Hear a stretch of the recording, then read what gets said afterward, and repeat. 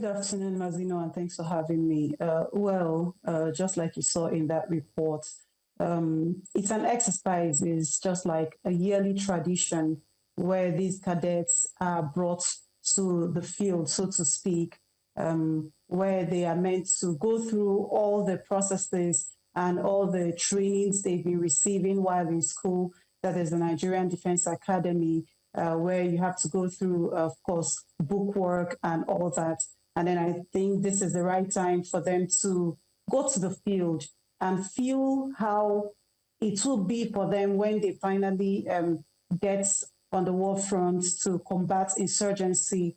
And so, like the Commandant of the NDS said, Major General Abdul Ibrahim, while we interviewed him yesterday, he was saying that this is a major thing that will wrap up their practicals, and it's called the adventure phase, where they are meant to face different forms of obstacles. You saw them during the drills, crossing in the water, also having to jump using the parachute and all those. So this is some of the simulations they have to go through as they get ready for the task ahead. From what they have said, September, that is next month, they'll be graduating from the Defense Academy. And so if they don't have a feel of what this would look like when they get to the battlefield, I mean, they may not be able to face the challenge and be able to combat what they are there to combat. And so this is a major practical for them. And it was said that it's also the last outdoor practical for them. And so they have to face it and own it so that once they are commissioned in a few weeks to come, I mean, the sky will be their starting point. Well, great drills there, abseiling, rappelling, and all of that. But are the cadets being trained to, help with threats like insurgency and banditry and urban warfare, the real deal? Okay, so just like I said, and the commandant also mentioned, they've been in the classroom all this while and probably having to do one or two drills while in Kaduna State. But here in Shere Hills and Plateau State, I mean, that's where they have the climate, the simulation of what they need to have and to go through to feel. You know, there's a difference that you're just in the classroom and in principle, they tell you, you do this, you do that. When you see this, you do that, you know, all those.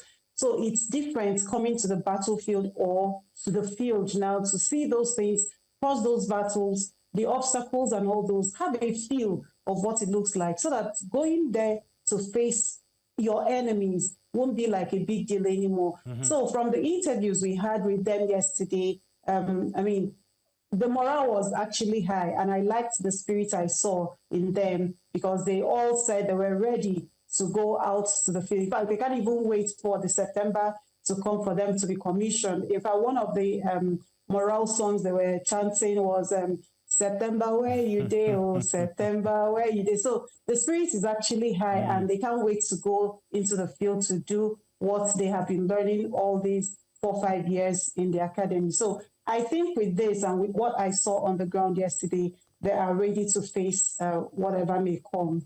Yeah, we did hear them make those chants. But what about weapons training? Are they getting any of these at Shere Hills?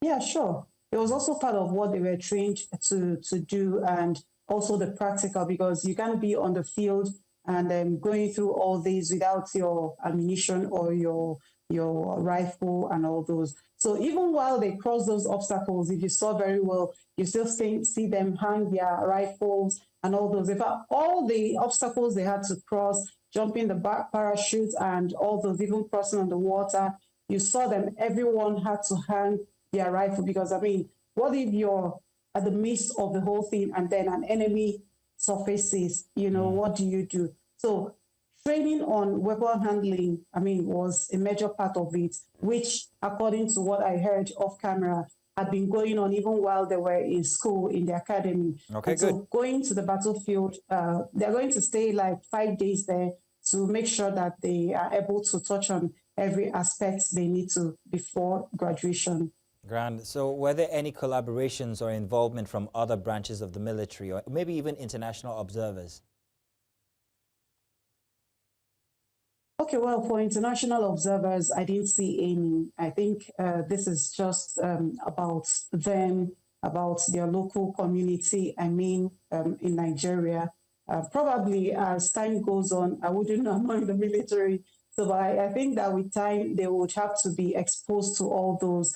Well, integration with other sister security agencies like the Navy and the Air Force. We're also told that others, their mates, our colleagues, are in different places, like the Air Force cadets are currently too having their own similar training in Kaduna State, while the Navy cadets are in Port Harcourt, also having the same exercise going on. Because at the end of the day, they will all still come back together for their graduation in September. So I think they've been deployed to the areas that need their expertise, where they will receive this training, and then at the end of the day, come back together while they wrap up and wait for graduation in September. Well, Chizoba, all I can say is September, where you day. Thank you very much, Chizoba, for joining us.